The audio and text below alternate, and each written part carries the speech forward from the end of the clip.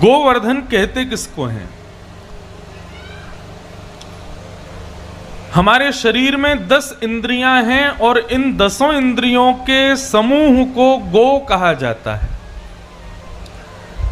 आंख, नाक, जीभ, कान, त्वचा, हाथ, पैर, गुप्त इंद्रिय, इस प्रकार ये 10 इंद्रियां जो हमारे शरीर में हैं, इनके पूरे समूह को गो कहा जाता है। और हमारे इन समस्त इंद्रियों का जो कृष्ण भक्ति में वर्धन करे, उनका नाम है गोवर्धन।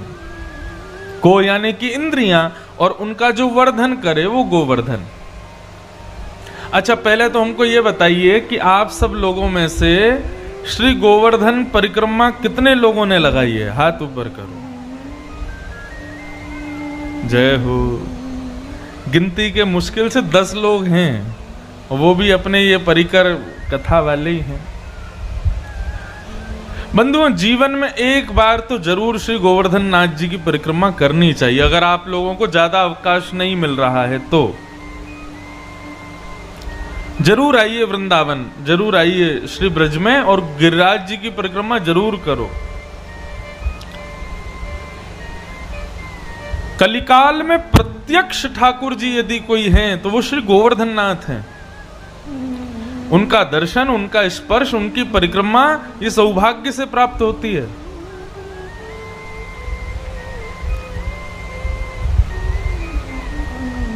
अवसर मिले तो इस ब्रजवासी की इस बात को मानिएगा और आप सब लोग जरूर गोवर्धन जाइएगा परिक्रमा लगाने। भाव क्या है? गोवर्धन की परिक्रमा क्यों लगाई जाती है? कोई अपनी मनोकामना की पूर्ति के लिए लगाते हैं, कोई पुण्य की प्राप्ति के लिए लगाते हैं, कोई अपने पाप के निवारण के लिए लगाते हैं। लेकिन वास्तव में हम बताएं, श्री गोवर्धन परिक्रमा का मुख्य उद्देश्य क्या है? नाम में ही अर्थ है गोवर्धन, यानी कि इंद्रियों का वर्धन। किसमें वर्धन? कृष्ण भक्ति में वर्धन। जो करे वो गोवर्धन।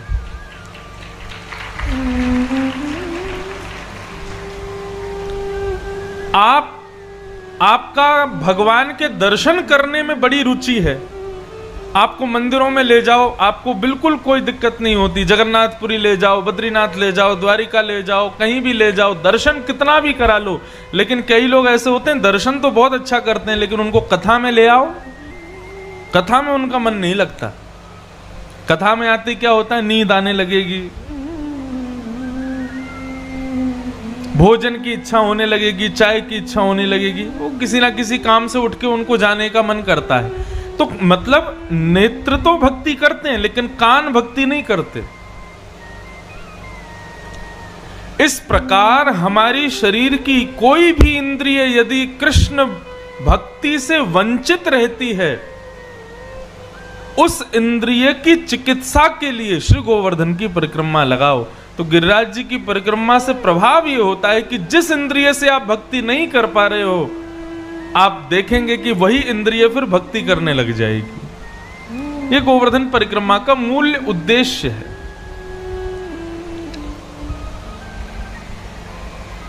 हमारे शास्त्रों में आज्ञा करते हैं कि 10 इंद्रियां ठाकुर जी का भजन करे। आंखों से दर्शन करो, कानों से श्रवण करो, मुख से गाओ, त्वचा से ठाकुर जी के तीर्थ धाम का अनुभव करो, हाथों से सेवा करो, पैर से प्रदक्षिणा करो। प्रत्येक इंद्रिय ठाकुर जी की सेवा में लगाओ।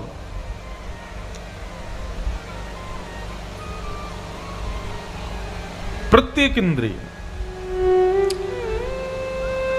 और गुरुजन तो आज्ञा करते हैं कि यदि एक इंद्रिय भी आपकी भगवत भजन में तत्पर नहीं है, तो बहुत चांसेस होते हैं कि वही इंद्रिय आपकी पाप करने लग जाएगी।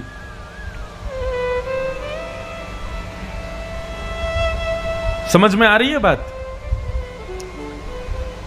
आंखें तो ठाकुर जी को देखना चाहती हैं, लेकिन कान से कथा सुनने में अगर आपको रुचि नहीं है, तो पाप कान से ही प्रवेश करेगा भीतर। कथा सुनने में तो बड़ी रुचि है, लेकिन कीर्तन करने में शर्म आती है। मुख से कुछ गाने में, ठाकुर जी का कीर्तन करने में, श्लोक गाने में, भजन करने में आपको संकोच लगता है, तो पाप मुख से ही प्रवेश कर जाएगा। जिस इंद्रिय से ठाकुर जी को नहीं भजोगे, वही इंद्रिय पाप की भागनी बन जाएगी। प्रत्येक इंद्रिय ठाकुर जी में लगाओ, और उन प्रत्येक इंद्रियों को ठाकुर जी की सेवा में यदि कोई लगवाते हैं तो वो है श्री गोवर्धन नाथ। वास्तव में ठाकुर जी ने 7 दिन 7 रात्रि पर्यंत गिरिराज जी कोई पर्वत धारण किया, ये तो एक सामान्य बात है, लेकिन इसका मूल्य उद्देश्य क्या है? सब लोग सावधानी से सुनो। ठाकुर जी ने 7 दिन 7 रात्रि पर्यंत मानव की इंद्रियों को अपनी उंगली पर धारण किया। कैसे? अब यहां चपले में कथा हुई 7 दिन की, तो जरूरी नहीं है कि 3 बजे से लेकर के और 6:30 7 बजे तक ही भक्ति हो रही है। कई परिवार, कई लोग यहां ऐसे हैं, उनके तो स्वप्न में भी कथा चल रही थी, उनके तो चलते फिरते उठने बैठने सब का हर समय बस 24 घंटे चिंतन कथा का ही चल रहा था। कितने ऐसे यहां लोग होंगे जिनको और कुछ भा ही नहीं रहा होगा। अब कल कथा पूरी हो जाएगी, उसके बाद भी ना जाने कितने दिन तक खुमारी चढ़ी रहेगी कथा की। जब कभी भी यहां से निकलोगे ये सुनसान लगेगा, याद आएगी कथा होती थी, हम आते थे, ऐसा होता था, वैसा होता था, सब चीज ये स्मृतियां बनी रहती हैं। इसका मतलब क्या है? ये पहले दिन से लेके और कल 7वें दिन तक आपकी मन, बुद्धि और समस्त इंद्रियां सबको ठाकुर जी ने धारण करके रखा। ये पूरी कथा सुनना, कथा करना, कथा करवाना, ये गोवर्धन लीला ही है पूरी। क्योंकि 7 दिन 7 रात्रि पर्यंत हमारी इंद्रियां हमारे नहीं, ठाकुर जी के अधीन होती हैं।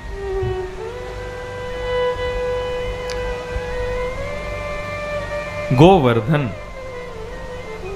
ठाकुर जी ने उसको धारण किया। बात ये थी भैया कि 56 भोग लगाए गए। अब उसी 56 भोग को पाने के लिए 4 भुजा धारण करके ठाकुर जी प्रकट हो गए। लाओ ब्रजवासियों भोग, लाओ ब्रजवासियों भोग, लाओ ब्रजवासियों भोग। सबसे मांग मांग करके भोग पाने लगे ठाकुर जी। सब ब्रजवासी अपने घर की सामग्री लेकर के जाएं, अपने हाथ से ठाकुर जी को खिलावें। सब ब्रजवासी इतने प्रसन्न हो गए, बोले वारे कन्हैया तेने इतना बढ़िया कियो। वाह, इंद्र की पूजा करते करते हम तो वृद्ध है गए, आज तक कभी इंद्र के दर्शन नहीं हुए, लेकिन तेरी कृपा से आज पहली बार ठाकुर जी के दर्शन हो गए। एक ब्रजवासी बोलो, लाला एक बात बता। ठाकुर जी बोले कहा भय हो? बोले ये बता, ये गोवर्धन नाथ जो प्रकट भय, इनको चेहरा तोते बहुत मिले, तेरा और इनको चेहरा बिल्कुल एक जैसा लग रहा है, ऐसा क्यों? कोई और थोड़े ही थे, ठाकुर जी ही थे वो। ब्रजवासी बोले लाला तेरा और इनको चेहरा मिल क्यों रहा है ज्यादा? तो ठाकुर जी सहज में बोले कि वो कहा है मैं अपनी गैया चरावे आऊं ना, तो जा गैया को दूध मैं पीऊं, वही गैया को दूध ये गोवर्धन नाथ पी में, या मारे हम दोनों उनको चेहरा एक जैसो है। वही लाला एक ही गैया को दूध पीवे ते चेहरा कैसे मिल सके? तो ठाकुर जी बोले तूने अपनी मैया को दूध पियो, तेरी बहन ने भी मैया को दूध पियो, तुम दोनों उनको चेहरा मिले ना? बोले हाँ लाला मिले तो है। बोले ऐसे ही मेरा और ठाकुर जी को मिले, क्योंकि हमने एक ही गैया को दूध पियो है।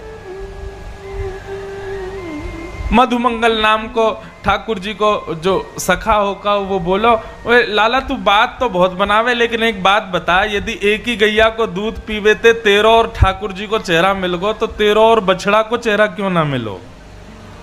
वो बछड़ा भी तो गैया को दूध पीवे। ब्रजवासी बड़े सहज हैं। बंधुओं एक बात कहें,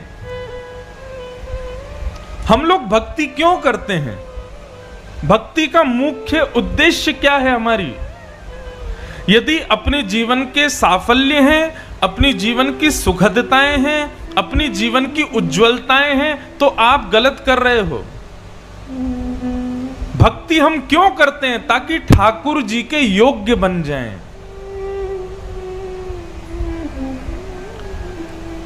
बच्चों को हम क्यों पढ़ाते हैं? ताकि वो एक अधिकारी बन जाए। उसको डॉक्टरी की पढ़ाई क्यों करवाते हैं? ताकि एक दिन वो डॉक्टर बन जाए, उसके योग्य बन जाए। ठीक वैसे ही बंधुओं, भजन करना, कथा सुनना, तीर्थों में जाना, यज्ञ करना, ब्राह्मणों की सेवा, संतों की सेवा, इससे हमारा कोई लाभ हो इसलिए नहीं है ये सब। ये इसलिए है ताकि हमारे भीतर की सारी दूषितताएं नष्ट हों और हमारा स्वरूप ठाकुर जी के अनुकूल बन जाए और ठाकुर जी को हम पसंद आ जाएं। केवल इसलिए हम उनके योग्य बन जाएं। सोचो, यदि ठाकुर जी तो सबको अच्छे लगते हैं, लेकिन बड़ी बात यह है कि ठाकुर जी को कौन अच्छा लगता है। हम ठाकुर जी के लायक बन जाएं, उनको अच्छे लग जाएं, इसके लिए हम कथा सुनते हैं, इसके लिए हम भजन करते हैं, इसके लिए हम तीर्थ करते हैं। कौन अच्छा लग गया था ठाकुर जी को? तुलसीदास जी अच्छे लग गए थे, मीराबाई अच्छी लग गई थी, सक्कूबाई अच्छी लग गई थी, नारद जी अच्छे लग गए थे। ये सब वो हैं जो ठाकुर जी को प्रिय हैं। ठाकुर जी हमारे प्रिय रहें ये बड़ी बात नहीं है, हम ठाकुर जी के प्रिय हो जाएं। भाई मुझे गेंदलाल बड़ा प्रिय है, ये स्थिति हो जाए। कितनी बड़ी बात है कि ठाकुर जी को कोई प्रिय हो जाए। प्रधानमंत्री तो सबको अच्छा लगता है, लेकिन बड़ी बात यह है कि प्रधानमंत्री को कोई अच्छा लग जाए। भगवान तो सबको बढ़िया लगते हैं, लेकिन भगवान को कौन अच्छा लगता है? श्री हनुमान जी महाराज अच्छे लगते हैं, विभीषण जी अच्छे लगते हैं, सुग्रीव अच्छे लगता है, भक्त अच्छे लगते हैं। तो हम भी उनको अच्छे लग जाएं, इसके लिए हम भक्ति करते हैं। और ठाकुर जी को अच्छे लग जाएं, इससे जिसको मतलब नहीं है और वो भक्ति करता है, तो ऐसे व्यक्ति की भक्ति केवल मेहनत के समान है। नारद जी आ गए, नारद जी ने जैसे ही देखा 56 भोग लगाए जा रहे हैं, तो 2-4 सामग्री उसमें से उठा करके ले गए और इंद्र के पास पहुंचे। इंद्र से जाकर के बोले, इंद्र हाथ आगे करो। इंद्र ने हाथ आगे किया तो नारद जी ने कहा, लो मोहन थार खाओ। इंद्र ने मोहन थार खाई। बोले बढ़िया, बहुत बढ़िया स्वाद है, कहां से लाए हो?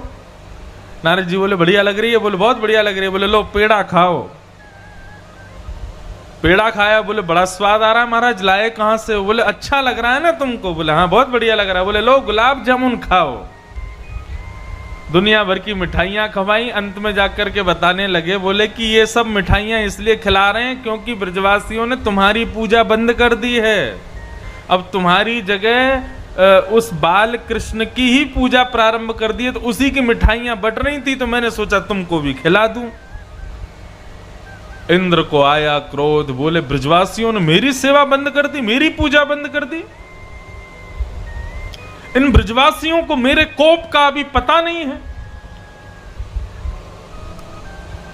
सांबर तक मेघमालाओं को आज्ञा की इंद्र ने और कहा, जाओ जाकर के ब्रजमंडल पर इतनी वर्षा करो कि पूरा ब्रजमंडल डूब जाए। शास्त्रों में आज्ञा करते हैं कि सांबर तक मेघमालाएं तब आती हैं जब प्रलय आने वाला होता है। बोले कैसी सांबर तक मेघमालाएं होती? मेघमाला मतलब बादलों की श्रृंखला।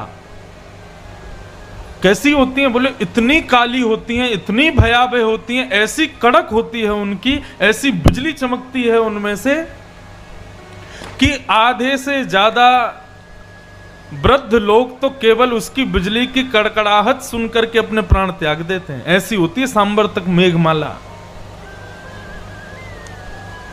और जब वो सांबर तक मेघमाला बरसता है, तब उसकी एक बूंद कितनी बड़ी होती है? बोले हाथी के सूंड के समान एक बूंद होती है। ऐसी प्रचंड वर्षा होती है जब प्रलय आने वाला होता है। और उस प्रलयकालीन समय की वर्षा ऋतु को इंद्र ने अभी भेज दिया, बोले जाओ जाकर के वृंदावन पर, ब्रजमंडल पर बरस जाओ। हमारे आपकी तरह वर्षा नहीं हुई थी वृंदावन में। सांवर्तक मेघ आए थे, जैसे ही उन सांवर्तक मेघों ने गड़गड़ गड़ करके गर्जना शुरू किया, बादल में, आकाश में गर्जना होने लगी, कड़ाके से बिजलियां गिरने लगी, ब्रजवासी त्राहिमाम त्राहिमाम करके दौड़ने लगे। बोले हम तो पहले ही मना कर रहे थे कि भैया इंद्र की पूजा बंद मत करो, ये छोटे से बालक की बात में आके गोवर्धन को मत पूजो। इंद्र नाराज हो गया, उसी का परिणाम दिखाई दे रहा है। ठाकुर जी को सबसे ज्यादा पीड़ा कब होती है? जब उनके भक्त को ठाकुर जी की भक्ति पर अविश्वास होता है। ठाकुर जी को तब अच्छा नहीं लगता। कई बार बंधुओं ऐसा होता है कि बेटा जो होता है, बालक जो होता है, उसके शरीर में कहीं फोड़ा हो जाता है, इतना दर्द देता है कि मां उसको छूती भी है ना तो वो बालक तिल मिला जाता है। बालक उसको छूने नहीं देता, उस पर दवाइयां लगाने नहीं देता, दर्द होता है लेकिन फिर भी सहता रहता है। एक दिन उसकी मां थोड़ी निष्ठुर हो जाती है और पकड़ लेती है उसको, दबा लेती है और दबा करके उस फोड़े को नष्ट कर देती है। अब जितनी देर फोड़ा नष्ट होता है उतनी देर बालक सोचता है ये मेरी सबसे बड़ी दुश्मन है, इसको मेरी पीड़ा दिखाई नहीं दे रही है। या चलो फोड़े की बात छोड़ो, जब पहली बार स्कूल पढ़ने के लिए जाते हैं तो किसी बालक का मन नहीं होता स्कूल जाने का, लेकिन माँ उसको मार मार के भेजती है। बोले जाएगा कैसे नहीं, जाना तो पड़ेगा। अब उस समय माँ ऐसी लगती है कि ये मेरी सबसे ज्यादा बड़ी दुश्मन है, मेरे को अपने से दूर भेज रही है। लेकिन माँ जानती है यदि मैं इसको नहीं भेजूंगी तो पढ़ेगा नहीं तो फिर आगे कैसे बनेगा अच्छा। ठीक बंधुओं, उसी प्रकार ठाकुर जी जीवन में कभी कभी संकट देते हैं, कष्ट देते हैं, विपत्तियां देते हैं, परीक्षाएं देते हैं, तो उससे घबराना नहीं चाहिए। ठाकुर जी की भक्ति पर अविश्वास नहीं करना चाहिए, ठाकुर जी को कोसना नहीं चाहिए। वो परीक्षा हमें कुछ सिखाने के लिए, वो स्थिति हमें कुछ बताने के लिए, हमको और परिपक्व करने के लिए ठाकुर जी देते हैं। ये तो वही बात हो गई कि विद्यालय में बच्चा जाता है और परीक्षक से कहता है कि मेरी परीक्षा कभी मत लेना। अध्यापक कहेगा भाई विद्यालय आते हो परीक्षा तो देनी पड़ेगी, परीक्षा दोगे तभी तो अगली क्लास में पहुंचोगे। तो ऐसे ही संसार में कोई भी स्थिति हो उसको परीक्षा के रूप में स्वीकार करके हल करो, लेकिन उसके आने पर ठाकुर जी के प्रति अविश्वास मत करो। जैसे ही सब ब्रजवासी अविश्वास करते हुए दौड़ने लगे, बोले अरे अरे हम तो पहले ही मना कर रहे थे, इंद्र की पूजा मत छोड़ो। ठाकुर जी ने जैसे देखा कि भाई ब्रजवासियों को अविश्वास हो रहा है, तब गिरिराज जी का बल दिखाने के लिए और गिरिराज जी का आश्रय दिलाने के लिए ठाकुर जी ने दोनों भुजाओं से एक तरफ से गिरिराज जी को उठाया और नीचे प्रवेश करके 7 कोस लंबे चौड़े गिरिराज पर्वत को अपने बाम हस्त की इकन्नी उंगली पर धारण कर लिया और आमंत्रण किया, आओ सब ब्रजवासी आकर के गिरिराज पर्वत के नीचे खड़े हो जाओ। सब ब्रजवासी दौड़ करके गए, देखा 7 वर्ष के कृष्ण ने 7 कोस लंबे चौड़े गिरिराज पर्वत को अपनी इकन्नी उंगली पर उठा रखा है। बोलो गिरवरधारी गोपाल की जय। सब ब्रजवासी पहुंच गए, सबने अपनी अपनी छड़ियां नीचे लगा ली, सब नीचे खड़े हो गए, सब ठाकुर जी को देखने लगे। त्रिभंग लली श्याम सुंदर खड़े हैं, नख पर गिरिराज जी धारण कर रखे हैं। सब ब्रजवासी कहने लगे लाला तेने इतनो बड़ो गिरिराज पर्वत कैसे उठा लियो?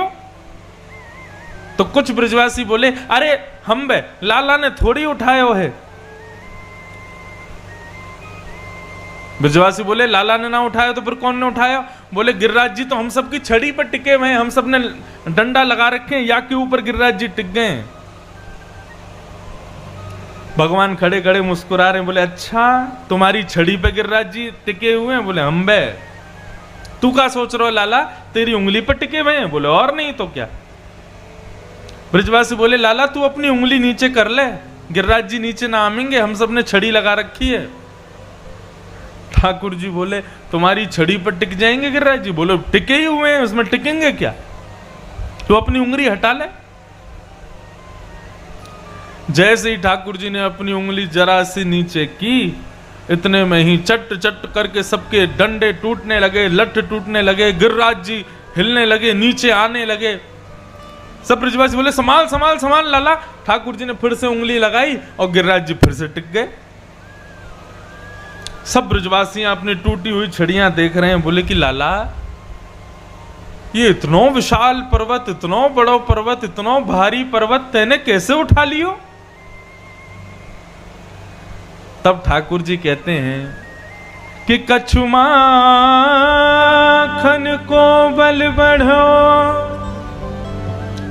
कछु गोपन करी सहाय, श्री राधे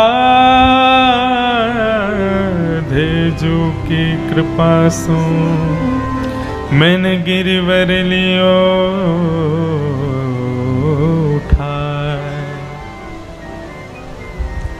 ठाकुर जी बोले ध्यान से सुनो, मैंने कैसे गिरिराज जी उठाए बता रहा हूं। सब ब्रजवासी बोले बता।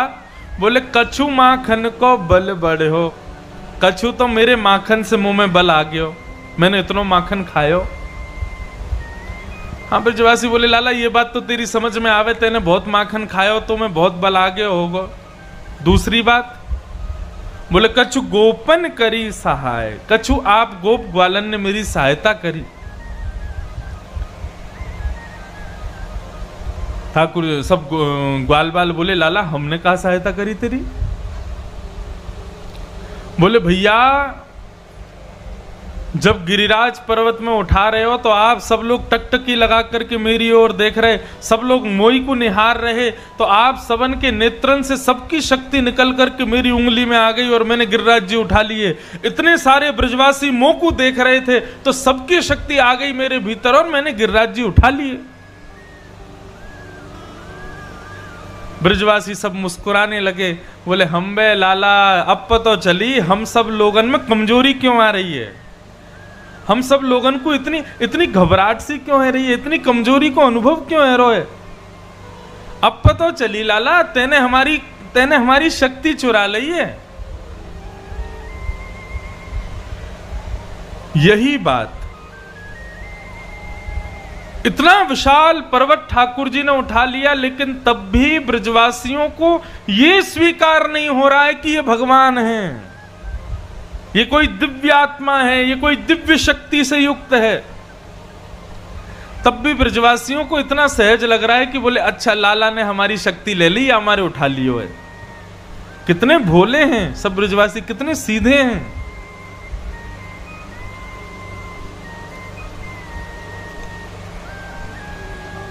श्री राधे जो की कृपा सो मैंने गिरवर लियो उठाए। श्री राधा रानी की कृपा है गई मुंह पे और मैंने श्री गिरिराज जी उठा लिए। गोस्वामी जी कहते हैं निर्मल मन जन सो मोहि पावा, मोहे कपट छल छिद्र न भावा। ठाकुर जी की प्राप्ति के कुछ लक्षण बताए, मानव में ये लक्षण होंगे तो ठाकुर जी उसको मिल जाएंगे। और क्या लक्षण होने चाहिए? बोले सबसे पहला तो निर्मल मन, मलिन मन नहीं होना चाहिए। कपट, छल, छिद्र, राग, द्वेष, अभिनिवेश, अहंता, ममता, इन सब से बचा हुआ होना चाहिए, तभी ठाकुर जी उसको प्राप्त होते हैं। लेकिन बंधुओं, इतना सब कुछ जानने के बाद भी हम लोग अपना मन निर्मल नहीं कर पाते। हम छल से नहीं बच पाते, हम कपट से नहीं बच पाते, हम राग द्वेष लोभ आदियों से बच नहीं पाते।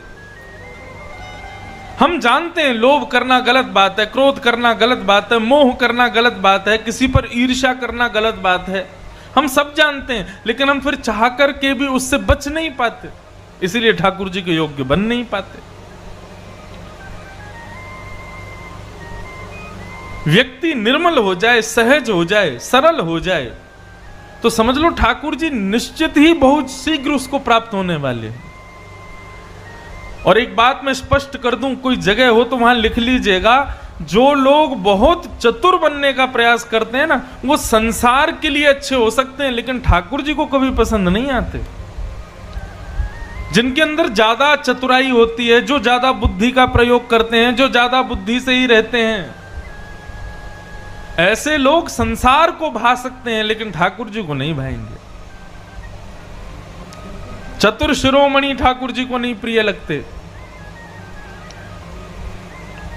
ठाकुर जी को तो सहज, सरल, सीधे साधे, भोले, ये ठाकुर जी को ज्यादा प्रिय। एक कथा में ब्रज की सुनाया करता हूं कभी कभी, और ज्यादा नहीं, कुछ साल पुरानी सत्य घटना है हमारे वृंदावन की। वृंदावन में एक महाराज जी रहते थे। उन महाराज जी की गौशाला थी। उस गौशाला में एक सेवक रहता था, गायों की सेवा करता था। बहुत ध्यान से सुनिएगा। तो वो महाराज जी शाम के समय बैठ करके और समस्त सेवकों को कथा सुनाया करते थे। तो एक दिन वो शाम को प्रवचन कर रहे थे और प्रवचन में सुना रहे थे कि ठाकुर जी गैया चराने के लिए भांडीर वन जाते हैं और भांडीर वन में ठाकुर जी गाय चराते हैं। और कैसा ठाकुर जी का स्वरूप है, बोले बरहा पीड़म नटवर वपुः कर्णयो कर्णकारम विभ्रदवास कनक कपिसम वैजयंतीम चमालाम रंध्रान वेणो अधर सुधया पूरयन गोप वृंदई वृंदारण्यम सुपदर्मणम प्राविशद गीत कीर्ति। ऐसा मोर पंख पहनते हैं, ऐसे कुंडल पहनते हैं, ऐसी वैजंती माला पहनते हैं, ऐसी वंशी रखते हैं, ऐसी पीतांबरी पहनते हैं। आज एक प्रश्न, 2-3 प्रश्न आए हैं।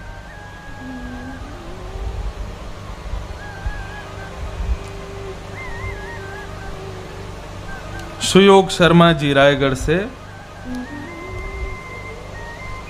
महाभारत ग्रंथ घर पर रखना चाहिए कि नहीं, क्योंकि घर के लोग कई अपशगुन मानते हैं। यह प्रश्न पहले भी कई बार मेरे पास आया है और मैंने इसका उत्तर दिया है कि लोग ऐसा विचार करते हैं, भैया महाभारत की कथा कराना, महाभारत को घर पर रखने से घर में महाभारत हो जाती है। यह हमारी संकीर्ण सोच है। महाभारत घर में जिसमें आ जाएगी उस घर में कभी महाभारत नहीं होगी। फिर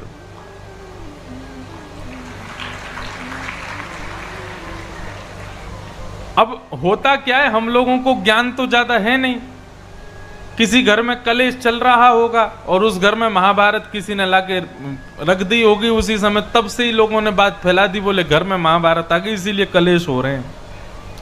महाभारत कोई कलेश कराने वाला ग्रंथ थोड़े ही है। इतना गलत हम कैसे सोच सकते हैं। और वो महाभारत, जो महाभारत भगवत गीता को जन्म देती है, महाभारत के मध्य में गीता विराजमान है, जिस गीता को आज पूरा विश्व धर्म ग्रंथों का भी राजा मानने को स्वीकार है। पूरा विश्व ये बात स्वीकार कर चुका है कि जितने भी धर्म ग्रंथ हैं, जितने भी पंथों के धर्म ग्रंथ हैं, उनमें सर्वोपरि यदि कोई है तो वो श्रीमद् भगवत गीता है।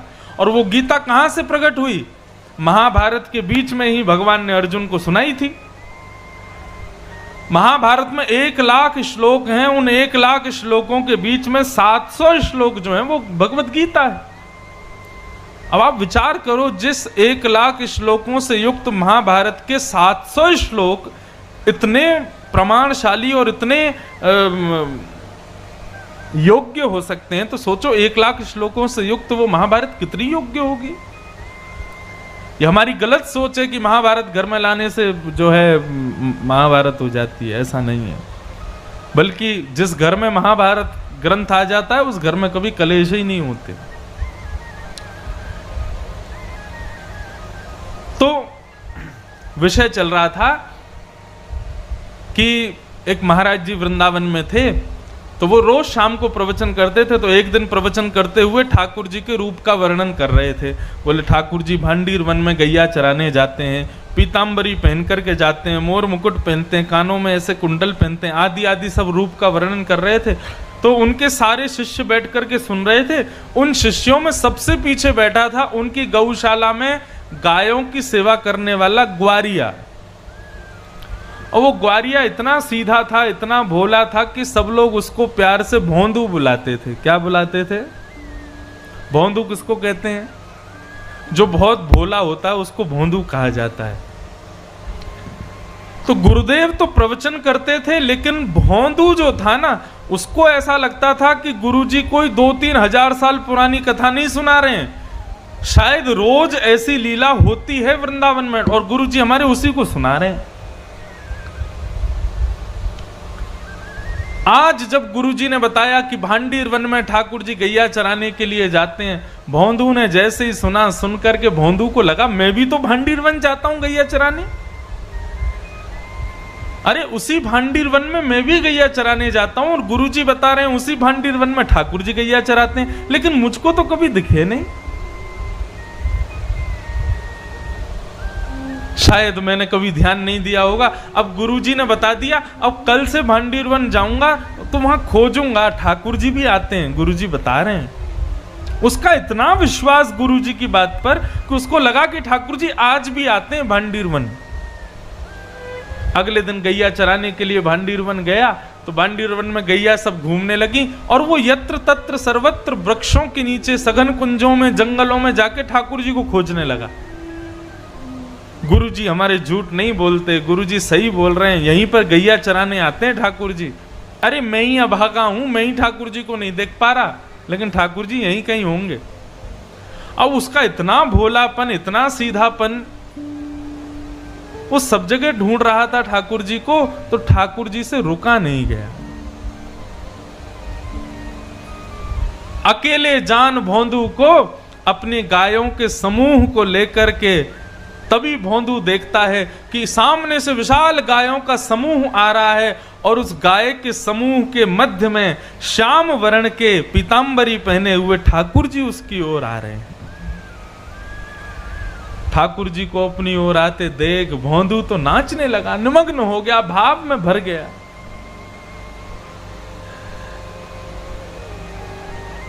कटाक्ष नेत्र ठाकुर जी के, सुंदर कपोल, मधुर मुस्कान, घुंघराले केश, मोर मुकुट सिर पर, पीतांबरी पहने हुए, चंदन की सुगंधी महकते हुए ठाकुर जी गैया चराते हुए आ रहे हैं। भोंदू ने जैसे ही उसको देखा निमग्न हो गया।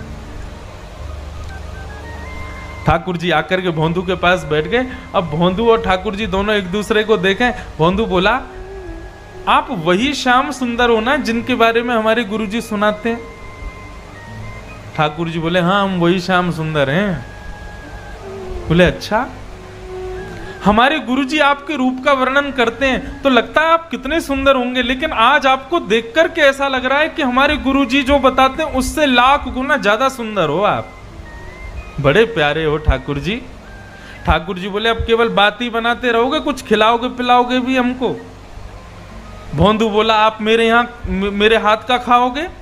बोले, हाँ हाँ हम खाएंगे, तुम खिलाओ। तो भोंदू पोटली में बांध के 2-4 रोटी ले गया था, ठाकुर जी के सामने प्रस्तुत कर दी। ठाकुर जी ने प्रेम से पाया। अब सारी रोटी भोंदू की खा गए और फिर भोंदू से बोले, और खिलाओ। भोंदू बोला, ये मैं तो 2 ही रोटी लाया था, इससे ज्यादा मैं खाता नहीं हूं। ठाकुर जी बोले, कल से और रोटी लाना, हमको भूख लगती है। और ठाकुर जी अपनी गैया लेके चले गए, भोंदू अपनी गैया लेके चला गया। भोंदू को लगा ठाकुर जी ऐसे ही आते हैं, सबसे मिलते हैं, वो तो मेरा ही दुर्भाग्य था जो इतने साल बाद मुझको मिले। भोंदू ने आकर के किसी को कुछ नहीं बताया, उसने गुरुजी से भी कोई चर्चा नहीं की।